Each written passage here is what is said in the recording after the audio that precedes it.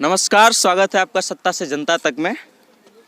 और अभी जो है एक बहुत बड़ी बहस छिड़ी हुई है बिहार में, खास करके भोजपुरी में, खास करके भोजपुरी इंटरटेनमेंट इंडस्ट्री जो है उसमें खास करके ये बहुत बड़ी मुद्दा छिड़ी हुई है कि सबसे बड़ा स्टार कौन है। जिन लोगों को हमने आपने देखा, सुना और उस मुकाम तक पहुंचाया कि वो हमारा मार्गदर्शन कर सकें या फिर हमारी भाषा को दूर तक पहुंचा सकें, वो लोग अभी इस लड़ाई में घिरे हुए हैं। इस लड़ाई में सोच रहे हैं या फिर लड़ रहे हैं, इस आपस में ही लड़ रहे हैं कि सबसे बड़ा स्टार कौन है। आप भी देख रहे हैं, हम भी देख रहे हैं। लेकिन इसमें जो सबसे ज़्यादा दुखी करने वाली बात वो ये है कि जो लोग भोजपुरी की वजह से इतने ऊपर पहुंचे हैं, वो लोग भोजपुरी का सम्मान नहीं कर रहे हैं। हम खेसारी लाल यादव हो, पवन सिंह हो, रितेश पांडे हो, समर सिंह हो या फिर कोई भी कलाकार हो, हम किसी का तरफदारी नहीं करेंगे। हम सिर्फ वो चीज़ बोलेंगे जो सच्चाई है, जो वास्तविकता है।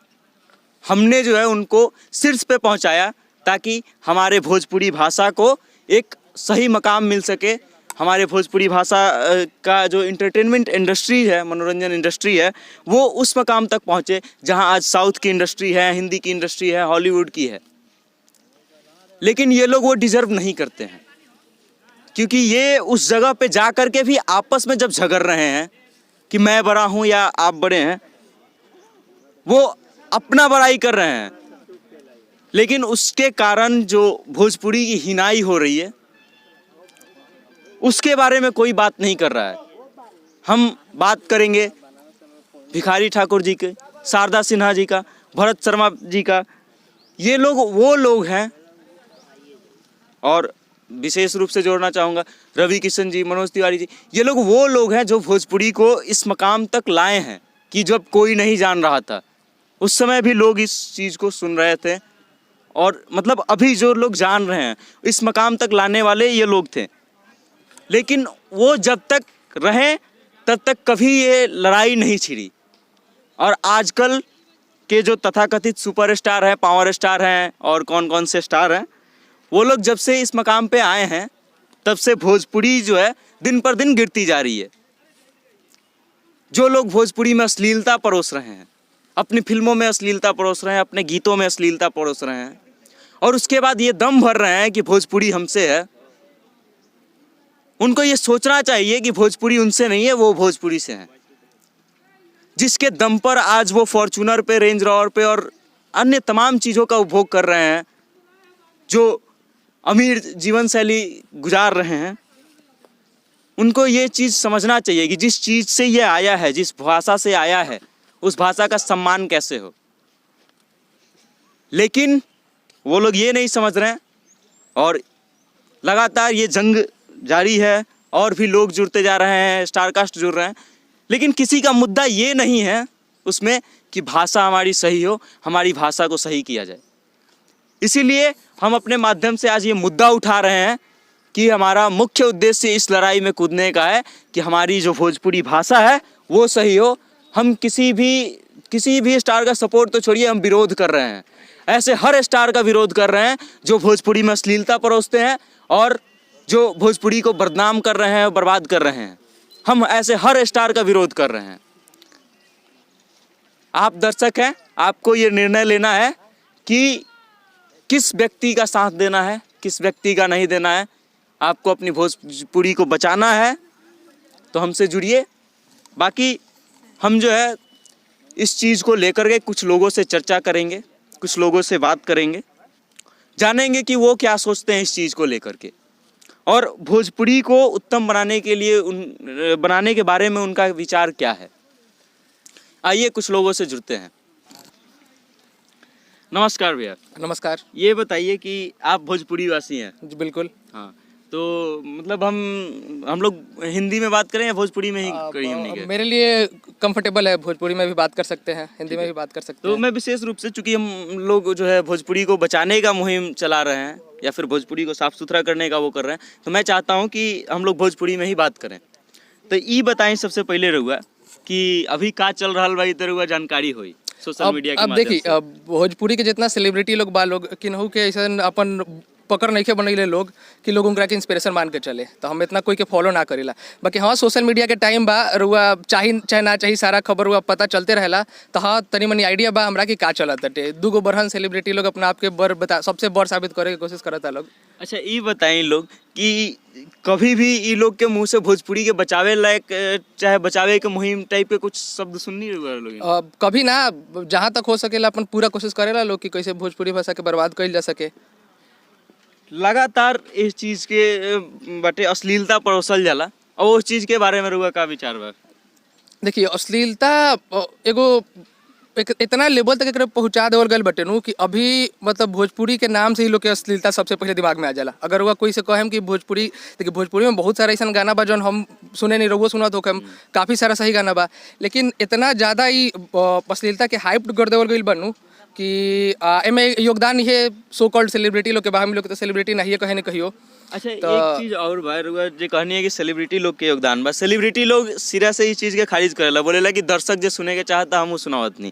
तो हम ये बता देवल चाहता नहीं कि दर्शक ऐसन भी बा जो उस चीज के नहीं सुने के चाहत रहुआ। बिल्कुल सही बात बटे। तो अगर जिसे रहुआ अब टारगेट करत तनी कि अब रहुआ लागेला कि हम कोनो गाना यूट्यूब पर अपलोड कईनी आ ज़्यादा व्यू चल गइलक, तो एकर मतलब इहे हटे कि ओकरा के पसंद कइल जाता, तो ऐसा ना होखेला। हमरा ना लगेला कि अगर कोनो दर्शक को गाना के कैसे पसंद कर सकता जेकरा के सामने 4 आदमी के सामने ना सुन सको। मतलब गाना ऐसा तो हमरा ना लगेला कि कहीं मान ली कि एगो पार्टी में सुनत तनी, घरे रुआ अपन म्यूजिक सिस्टम पर बजावत तनी, ऐसा तो गाना ना होखेला जौन ई लोग गावेला। तो हमारे समझ में ना आवेला कि कौना आधार पर कहेला लोग, खाली व्यू देख लेवेला लोग। हम ये सब सोशल मीडिया यूट्यूब के व्यू पर बहुत ज़्यादा भरोसा ना करें। लोग पता बटे कि भोजपुरी ना देश के सबसे बड़ सिंगर लोग कैसे कितना पैसा में व्यू खरीदेला लोग। तो ये चीज़ जस्ट बिकॉज ऑफ व्यू की अगर कोई साबित करत हटे कि हमरा की जनता पसंद करता, तो ये बात तो हम एकदम सिरा से खारिज करत नहीं। चलिए, तो ये तो एगो और अच्छा मुद्दा उठैलन है कि व्यू के एथी पर बेस पर ही चर्चा ही स्टार्ट भल रहे। भोजपुरी के जो माहौल बा, अभी बहुत सारे सभे लोग जो बा धीरे धीरे लाइव आयल लोग अपन अपन बात रखलक, लोग रोलक, लोग गैलक लोग, लेकिन केहू के भी मुँह से ये मुद्दा नहीं निकलल कि हम भोजपुरी के बचावेला बानी। सभे आयल अपन अपन पक्ष रखलक, लड़ाई के बात कैलक, फिर गल। कुल मिला के रहुआ जे बा एक दर्शक की भांति भोजपुरी के कहवा देखे के चाहते नहीं? देखिए, हम भोजपुरी भाषी होखला के चलते, एगो भोजपुरी के दर्शक होखला के चलते हम तो हमेशा चाहें कि भोजपुरी शीर्ष पर है। हम हमेशा, जैसे अभी रोजान तनी कि अगर वो बाहर में बानी, अगर वो बाहर में जॉब करते हैं चाहे कुछ, तो हर जगह वो भोजपुरी यूज़ नहीं कर सकत, लेकिन फिर भी हमने के कोशिश करें सर जहाँ पे भी पॉसिबल हो पावेला हमने के भोजपुरी में बात करी सा, लोग से ही करी सा। जैसे एगो बात हम कहे के चाहनी है कि अभी ये सब भोजपुरी भाषा के बचावे के बात होते लगा, तो हमरा अभी दिमाग में ही लगा कि भोजपुरी भाषा में कुछ 80s में 90s में फिल्म बनल रहे, ओकरा लगभग 20-25 साल के हम ऐसे सुन लेने कि गैप आ गल है। क्या कि लोग ना देख पाते रही, कोई सेलिब्रिटी के इंटरव्यू में हम कोई सुन ले रही, फिर बीच में कुछ अच्छा मूवी बने के स्टार्ट भइल रहे, तो ओकरा वजह से मतलब अमिताभ बच्चन, अजय देवगन तक भोजपुरी में काम कैलस लोग। फिर ई अश्लीलता बढ़ा के नु आई कमर्शियलाइज करे के कोशिश कइल गल बाटे भोजपुरी के, ठीक बाटे। अगर हम रुआ गाना डालत नहीं तो रुआ गाना कैसन बाटे ई जानते नहीं, कमर्शियल कइल खाली बिहार के ना पूरा इंडिया के सिंगर लोग की स्थिति हो गई बाटे कि हमरा लागत है कि हम गाना गाएम भोजपुरी में, तो हम देखिला गाना के बहुत ज़्यादा व्यू जाला भोजपुरी गाना के। एगो कौन पैन इंडिया गाना रिलीज होखेला जो इंडिया लेवल पर होखेला, उतना टक्कर के व्यू देवेला। ओकरा वजह से शुरुआत भी देखें कि आजकल बादशाह, सोनू निगम भी भोजपुरी के सिंगर के साथ कोलैबोरेट करता लोग। तो ई चीज़ के हमने के एडवांटेज उठावे के चाहिए कि अगर मान ली कि बादशाह गाना गावत रहन, तो समहाउ पंजाब में भी लोग गाना सुनबे करी, क्या कि उनका रीच होने बहुत ज़्यादा पंजाब हरियाणा बा। तो हमने के ई चीज़ के बहुत सही अपॉर्चुनिटी बटे और बहुत सही फायदा अगर हमने के चाही सा तो उठा सकत नहीं सा कि कुछ अच्छा गाना, कुछ अच्छा चीज़ हमने के पड़ोसी सा कि मान ली कि अगर हम लोग खेसारी लाल यादव कि अगर वो पंजाब के जनता बादशाह की वजह से जनलक, लेकिन हम अगर अच्छा गइले हम तो हो सके कि जब अगला गाना हम बादशाह के साथ ना निकाली ओकरा बहादुर हुआ के लोग सुने आई। तो अभी अगर हमरी के पास बहुत बढ़िया अपॉर्चुनिटी बाटे कि काहे कि कमर्शियलाइज हो गई बाटे भोजपुरी इंडस्ट्री में, पैसा आवत हटे, ई बात सब लोग के लोग गल बाटे।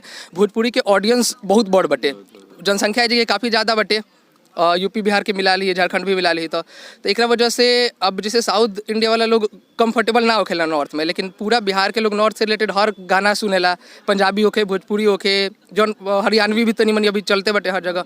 तो जैसे ये चीज़ के हमने के बहुत सही चाहिए से तभी फायदा उठावल जा सकता है। बाकी अगर सेलिब्रिटी लोग अगर अपना आप के श्रेष्ठ साबित करे के लड़ाई में ना लगो लोग, तन ये बात पर ध्यान देवो लोग, तो हमने के अभी बहुत सही अपॉर्चुनिटी हमरा ये लगा थे कि हमने के भोजपुरी के काफ़ी आगे ले जाके अभी बहुत सही मौका बटे। तो आप रउआ लोग देखा दनी इस चीज़ के हर दर्शक के भांति।